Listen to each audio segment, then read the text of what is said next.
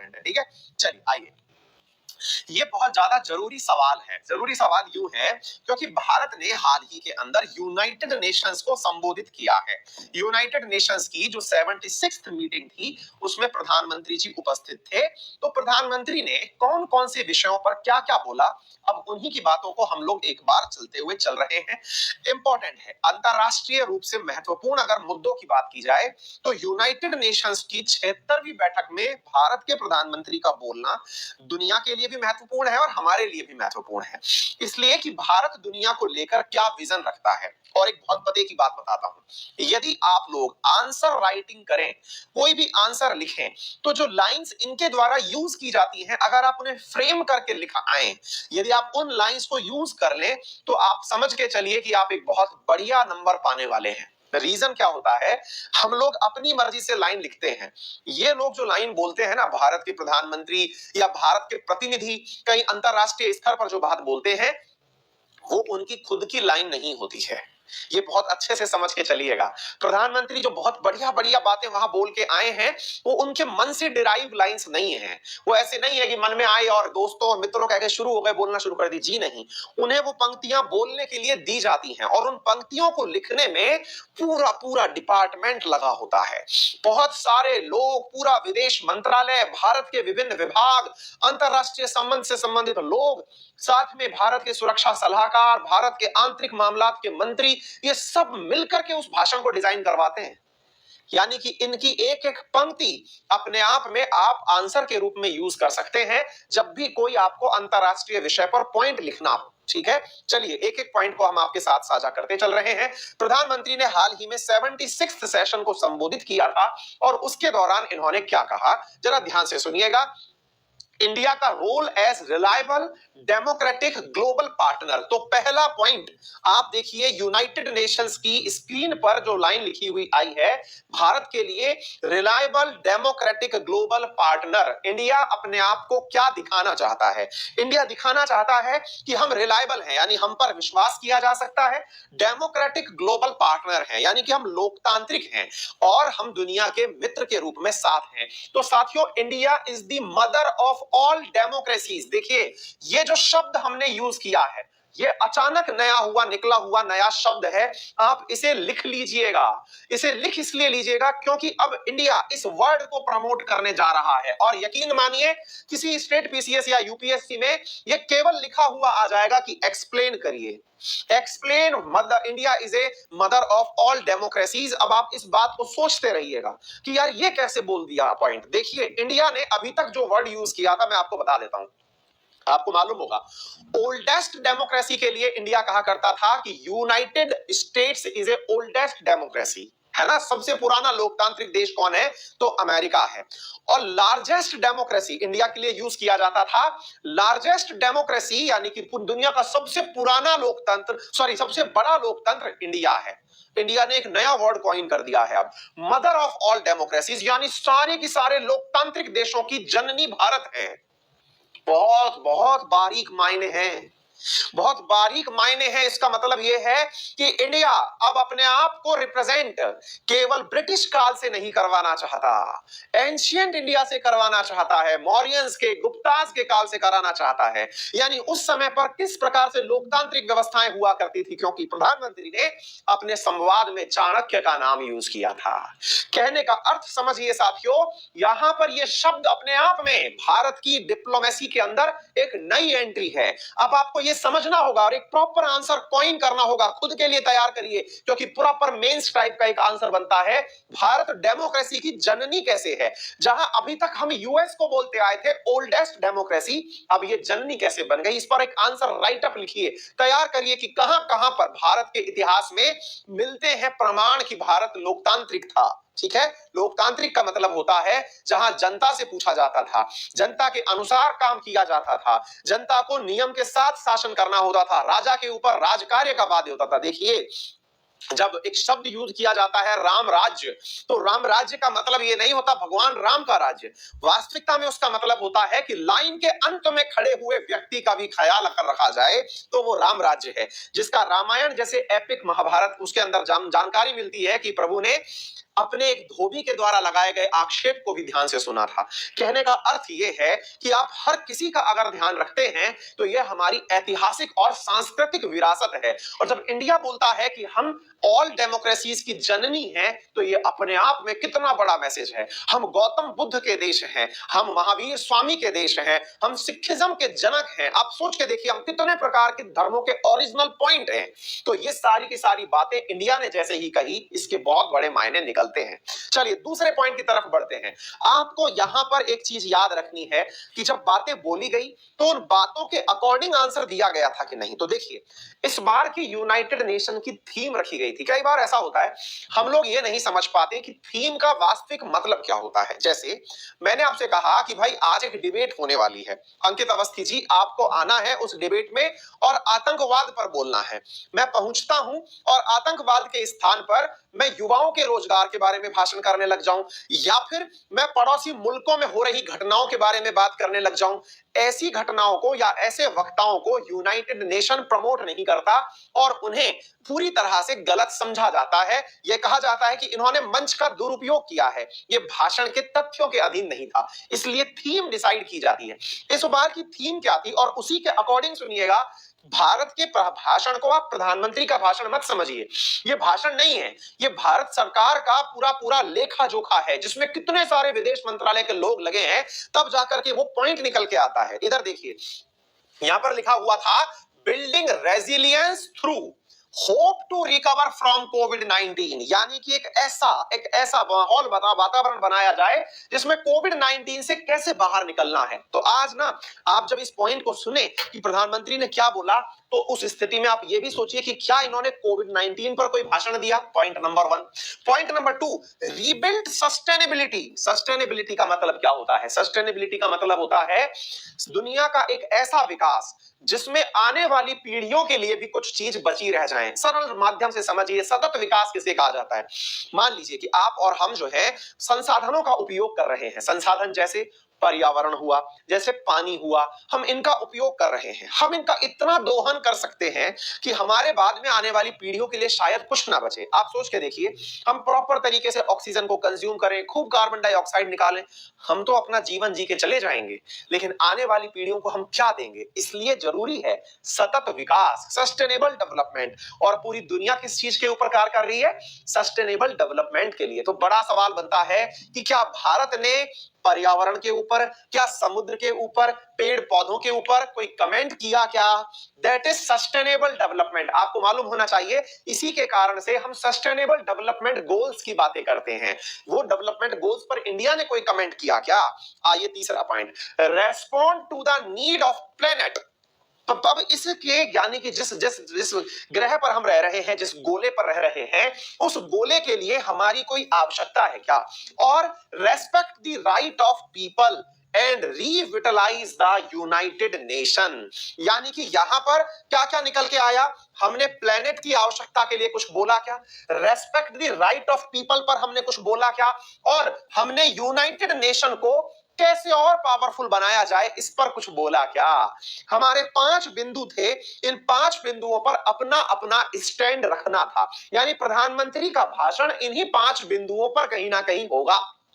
चलिए चर्चा करते हैं साथियों। सबसे पहले भारत ने एक पॉइंट पर जो आंसर दिया वो क्या था? यहां पर देखिए, respect the right of people, यानी लोगों के अधिकारों का मतलब संरक्षण कैसे हो, उनका सम्मान कैसे हो। तो भारत ने टेररिज्म को यहां से चुना इस पॉइंट पर आंसर देने के लिए, क्योंकि टेररिज्म का अर्थ क्या होता है? आप सामने वाले की बातें नहीं सुनना चाहते, आप सामने वाले के अधिकारों की चिंता नहीं करते, आप अपनी ही चलाना चाहते हैं। और इस स्थिति में जो आतंकवाद है वो डरा कर किया गया शासन है। तो भारत ने यहां पर क्या लाइन यूज करी, जरा वो सुनिएगा। रिग्रेसिव थिंकिंग के साथ जो देश आतंकवाद को पॉलिटिकल टूल के रूप में इस्तेमाल कर रहे हैं, उन्हें यह समझना होगा कि आतंकवाद उनके लिए भी उतना ही बड़ा खतरा है। ये भारत का दिया गया बयान है। अब जरा सोचिए, देखिए प्रोग्रेसिव का उल्टा हुआ रिग्रेसिव, है ना। प्रोग्रेसिव मतलब एक तो होता है कि आप बढ़ रहे हैं और एक आप उतर रहे हैं। अब ये किस पर कमेंट था, आप इसका मीनिंग समझिए। आपको बताने की आवश्यकता नहीं होना चाहिए कि बिना नाम लिए किस प्रकार से सामने वाले का मतलब कहा जाए तो शिकार किया जाता है, आप यहां पर देख सकते हैं। भारत की डिप्लोमेसी के तहत पाकिस्तान पर किया गया जो ये पॉइंट है, क्या कि आपने आतंकवाद को पॉलिटिकल टूल के रूप में इस्तेमाल कर रहे हैं आप। ये लाइन है प्रधानमंत्री के द्वारा बोली गई। इसका मतलब क्या हुआ, आपने आतंकवादियों को अफगानिस्तान में सत्ता में बिठाया है। अब आप बोलिए, इतने बड़े मंच पर आपने लोगों के लिए एक बात बोली और बात ऐसी कि इसमें किसी का नाम नहीं लिया। जो समझने वाला था वो समझ गया, समझने के लिए अमेरिका भी समझ गया। आपको देखना होगा कि एक पंक्ति से कितने लोगों का शिकार हुआ। ये फिर से समझना, ये प्रधानमंत्री का भाषण नहीं है, ये हमारे डिप्लोमेट्स का, ये हमारे, अभी आपने देखा होगा स्नेहा दुबे का नाम बहुत चर्चित हो रहा है। यही तो है डिप्लोमेट्स जो भाषण बनाते हैं, लिखते हैं। आ रही है बात समझ में। इन लोगों की बातों में इस बात को निकालिए। प्रधानमंत्री की लाइन जो है कि आतंकवाद का जिन्होंने उपयोग किया, अमेरिका इसी से तो पीड़ित हुआ, चाहे ओसामा बिन लादेन को बनाना हो, चाहे बगदादी को बनाना हो। आपने खुद से ही इनको पैदा किया और खुद ही भस्मासुर की तरह इनकी चपेट में आ गए। ऐसी स्थिति में आपने देखा आतंकवाद का पॉलिटिकल रूप में उपयोग करना उनके लिए भी नुकसानदायक है जो प्रोड्यूस कर रहे हैं। पाकिस्तान पर सीधा असर और बाकी सारे देशों को सीधा मैसेज। पॉइंट नंबर 1 जो इंडिया ने टेररिज्म पर दिया। नंबर दूसरा, चाइना के लिए क्या कहा, फिर से देखिएगा। आप पॉइंट पकड़िए, इंडिया की डिप्लोमेसी में किसी का नाम नहीं लेना और सीधा शिकार करना। क्या लिखा है हमारे सामने, हमारे समंदर, समंदर का मतलब होता है समुद्र की बात की जा रही है।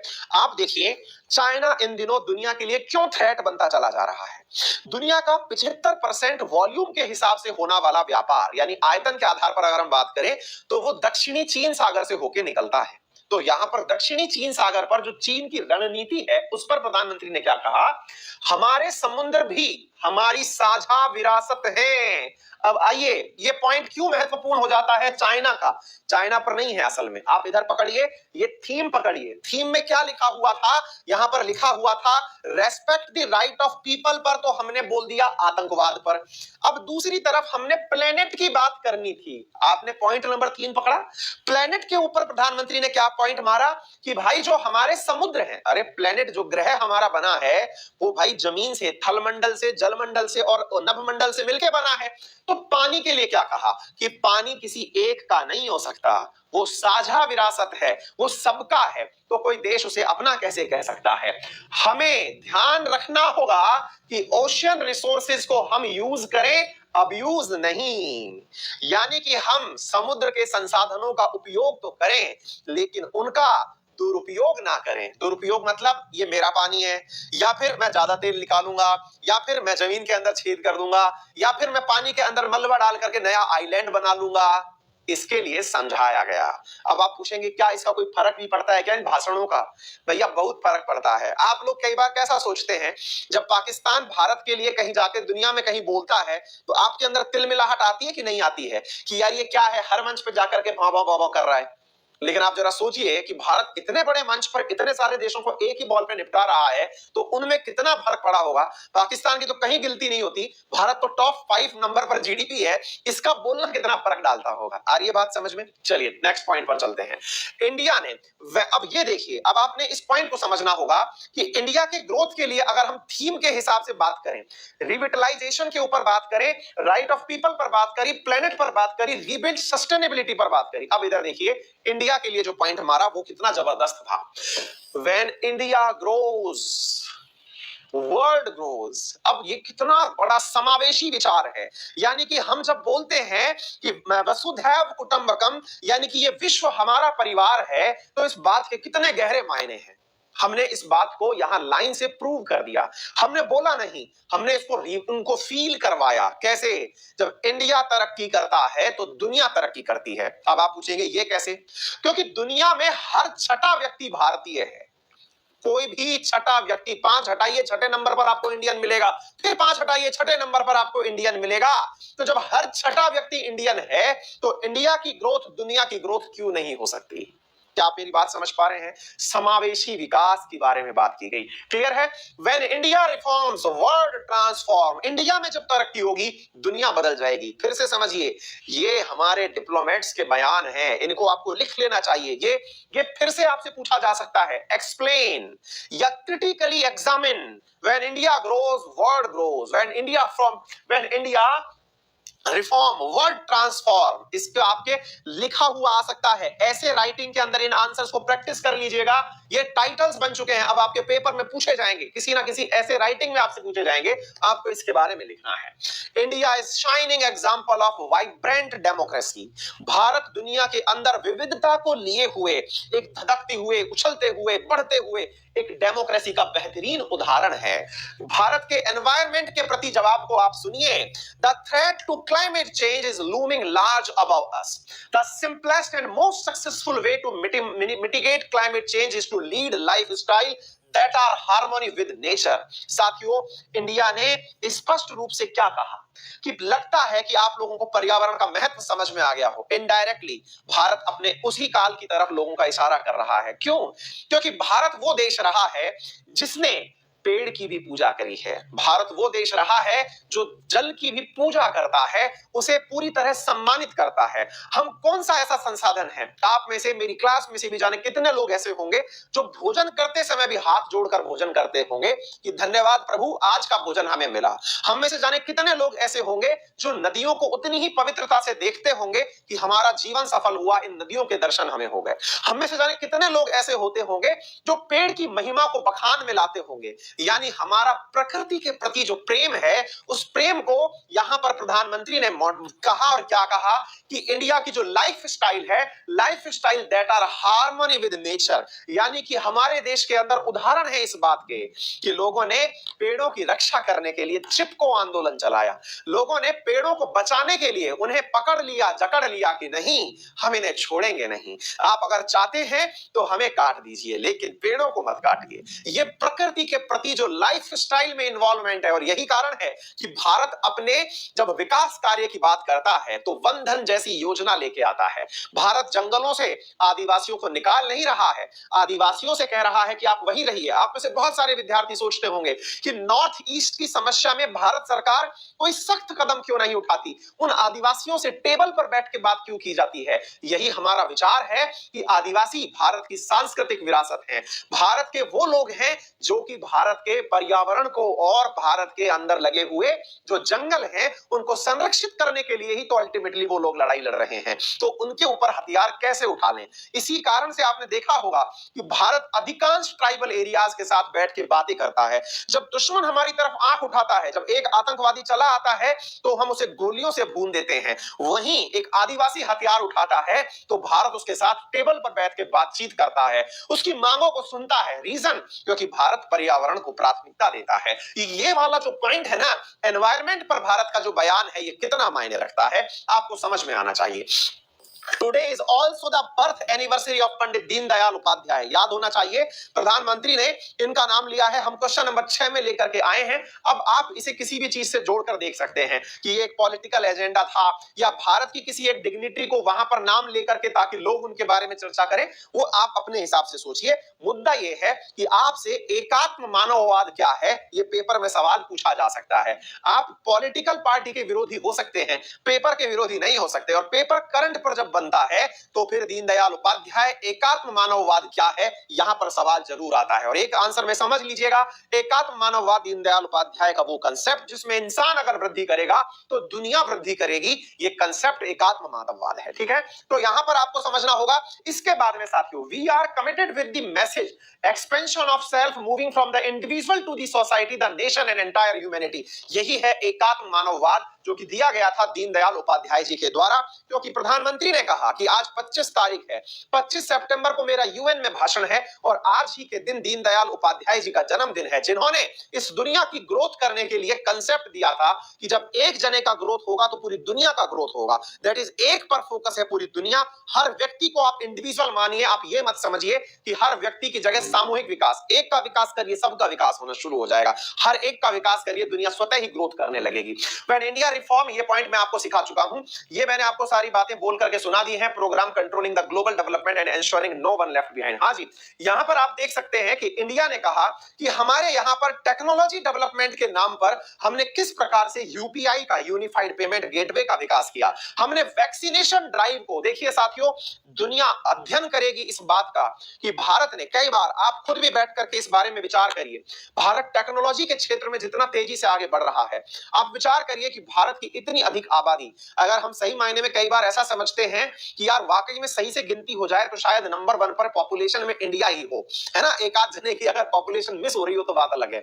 साथियों जरा विचार करिए, इतनी बड़ी पॉपुलेशन के ऊपर हेल्थ फैसिलिटी को कोविन एप्लीकेशन से मैनेज करना। आप देखिए, आप में से कितने ही लोग आज वैक्सीनेशन के लिए गए, आपने कोविन एप्लीकेशन का उपयोग किया, जिसमें आपके पास एक ओटीपी आता है, प्रॉपर तरीके से आपका डेटा मैनेज होता है, हर चीज को हमने एप्लीकेशन के माध्यम से मैनेज किया। यानी इतनी बड़ी डेमोक्रेसी को हमने एक एप्लीकेशन से मैनेज किया। ये भारत की बढ़ती हुई विरासत का प्रमाण है।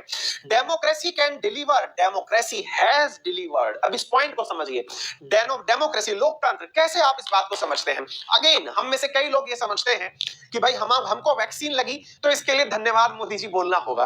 वास्तविकता ऐसा नहीं है। हम धन्यवाद बोले हमारे लोकतंत्र को। रीजन क्या है? क्योंकि हमने मोदी जी को चुन के भेजा, हमने मनमोहन जी को चुन के भेजा, हमने राजीव गांधी जी को चुन के भेजा, हमने इंदिरा जी को चुन के भेजा। हम ही हैं, यानी जनता का, जनता के लिए, जनता के द्वारा, यानी for the people, by the people, to the people. ये है क्या? यही तो डेमोक्रेसी है। तो भारत ने डेमोक्रेसी कैन डिलीवर किया है ना भाई। हमारी डेमोक्रेसी आज तक यहां लेकर लोगों को पहुंची है। अंग्रेज जब इंडिया छोड़ के जा रहे थे, उनका मुख्य उद्देश्य था कि माउंटबेटन की योजना थी कि जितने राज्य बन सकते हैं बन जाएं, जिनको अलग रहना है अलग रहे, जिन्हें संगठित रहना है रहे। लेकिन इंडिया ने लोकतंत्र को चुना, जनता के शासन को चुना, राजघरानों में चल रहे जो राजतंत्र या प्रजामंडल आंदोलन थे उन्हें चुना और सरकारों का गठन किया। कहने का अर्थ है कि डेमोक्रेसी ने आज तक डिलीवर किया है। डिलीवर का मतलब जो किया कहा वो पूरा किया है, और डेमोक्रेसी हैज डिलीवर्ड, ये करके दिखा चुकी है। यानी दुनिया को ये मैसेज है कि लोकतंत्र को मत छोड़िए। आप में से बहुत सारे लोग सोचेंगे कि किसके लिए मैसेज था ये अफगानिस्तान के लिए था, ये पाकिस्तान के लिए था, ये म्यांमार के लिए था, ये चाइना के लिए था कि लोकतंत्र पर विश्वास रखिए, जनता खुश होती है। ये प्रधानमंत्री के द्वारा साथियों ये कहा था। अब जरा सोचिए, इन्होंने अपना उदाहरण यहां पर कितना शानदार तरीके से पेश किया। इन्होंने कहा, एक ऐसा बच्चा जिसने कभी 4 साल की उम्र में चाय बेची हो और वो 4 बार यूएन के अंदर आकर के भाषण देने के लिए आ गया, इससे ज्यादा उदाहरण इस बात का क्या मिल सकता है? प्रधानमंत्री के बारे में कहा जाता है कि ये चाय वाला है। चाय वाला के बारे में इन्होंने एक जबरदस्त राइमिंग यहां पर क्रिएट क्या करी। जो व्यक्ति 4 साल की उम्र में चाय बेच रहा था, अगर विचार करिए कि लोकतंत्र ना होता तो क्या ऐसा हो पाता कि एक चाय वाला जिसने 4 साल की उम्र में चाय बेची थी, वो 4 बार यूएन को संबोधित कर दिया, यानी यूनाइटेड नेशंस के अंदर आकर 4 बार भाषण देके चला गया। ये लोकतंत्र में ही संभव है। यानी डेमोक्रेसी कैन डिलीवर। क्या आपको मेरी बात समझ में आ रही है? I come from a country known as the mother of democracy, we take pride in our diversity, और हमें हमारी विविधता पर गर्व है। India is trustworthy democratic partner for global industrial diversification. ये मैंने आपको बता दिया। आत्मनिर्भर भारत के बारे में यहां पर पॉइंट बोला गया, ये सारी बातें बता दिया। अब इसके बाद में यहां पर एक जबरदस्त बात और बोली गई, और वो क्या है? इंडिया ने अपनी टेक्नोलॉजी का भी यहां पर प्रमाण दिया, और वो क्या है? I invite vaccine manufacturers to come and make vaccine in India. मैं भारत में वैक्सीन निर्माताओं को आमंत्रित करता हूं, वो भारत आए और वैक्सीन का निर्माण करें। अब आप पूछेंगे क्यों भाई भारत क्यों आए? अगेन सुनिए साथियों, India innovate vaccine including the world first DNA vaccine. साथियों बहुत गजब का और इंपॉर्टेंट पॉइंट है। इंडिया ने यहां पर दुनिया को बता दिया, क्या बता दिया? कि इंडिया के वैज्ञानिकों ने दुनिया की पहली डीएनए वैक्सीन बना डाली। जल्दी से कमेंट बॉक्स में बताइए, पढ़ाया है मैंने आपको। भारत की वो डीएनए वैक्सीन कौन सी है जो 12 साल से ऊपर के लोगों को लगने वाली है? दुनिया मैसेंजर आरएनए वैक्सीन बनाने में बिजी थी। दुनिया समझती थी कि भारत जो है वो केवल और केवल वैक्सीन का उत्पादक हो सकता है, इनोवेटर नहीं हो सकता, वैक्सीन खुद के दम पर नहीं बना सकता। भारत ने सबको किनारे छोड़ते हुए डीएनए वैक्सीन बना दी। दुनिया मैसेंजर आरएनए वैक्सीन बना रही थी, प्रोटीन वैक्सीन बना रही थी, इंडिया ने डीएनए से वैक्सीन बना डाली। डीएनए जो कि कोरोना के अंदर नहीं है उसकी वैक्सीन बना डाली। आप जरा विचार करिए। और कहा सेफ वैक्सीन, 12 साल से ऊपर के लोगों को, विद्यार्थियों ने आंसर देना भी शुरू कर दिया है। भारत ने जाइकोव डी, जाइडस कैडिला के माध्यम से वैक्सीन बना दी है। आप सोचिए कि इनोवेशन में हमारा हद कहां तक जा रहा है। इसके साथ साथ भारत ने यहां पर कहा कि हम लोग एक ऐसी वैक्सीन का भी प्रयोग कर रहे हैं जो कि नेजल वैक्सीन होगी, यानी अभी तक वैक्सीन को आप लगा रहे थे इंजेक्शन के रूप में, अब आपकी नाक में 2 बूंद जिंदगी की डलेंगी। साथियों बता दीजिए कमेंट बॉक्स में, भारत के अंदर कौन सी वो वैक्सीन है जिसका फेज 2 ट्रायल हो चुका है नेजल वैक्सीन के रूप में, नाक में डलने वाली बूंद के रूप में। कमेंट बॉक्स में बताइए कौन सी वैक्सीन है, जल्दी बताइए। तो मेरे प्यारे साथियों, भारत ने अपने द्वारा ये बात भी बता दी कि हम नेजल वैक्सीन का भी उपयोग कर चुके हैं। क्लियर है? Continue to work on your path without fear. All weaknesses and apprehension will vanish. I would like to end you. ये यहाँ पर इन्होंने जो भाषणबाजी के अंदर बातें करी वो सब बता दी। तो उम्मीद है आप लोगों को प्रधानमंत्री का यूएन में दिया गया जो भाषण है वो प्रॉपर तरीके से समझ में आ गया होगा कि भाषण के मायने क्या होते हैं, भाषण को क्यों समझना चाहिए। इसके अलावा भारत ने यहाँ पर क्वाड की मीटिंग में भी पार्टिसिपेट किया। क्वाड के जो मेजर टेक अवे रहे वो मैं कभी अगले सेशन में बताऊंगा, क्योंकि ऑलरेडी ये क्वेश्चन बहुत बड़ा हो चुका है। क्वाड के साथ साथ भारत की बाइडेन से मीटिंग और इसके अलावा कमला हैरिस से जो मीटिंग है उसके बारे में भी मैं आपको अगले सेशन के अंदर बता दूंगा, क्योंकि ऑलरेडी ये क्वेश्चन बहुत बड़ा हो चुका है। ठीक है, फिलहाल के लिए इस क्वेश्चन को अगर आपको ये पसंद में आया हो यह पॉइंट, तो आप इसे एक बार वीडियो को लाइक कर दीजिए, सेशन को शेयर अपने दोस्तों से जरूर करिएगा। चैनल पर नए हैं तो सब्सक्राइब करना बिल्कुल मत भूलिएगा। ठीक है, बाकी जो पॉइंट है वो मैं आपको फिर से आगे करके बताऊंगा।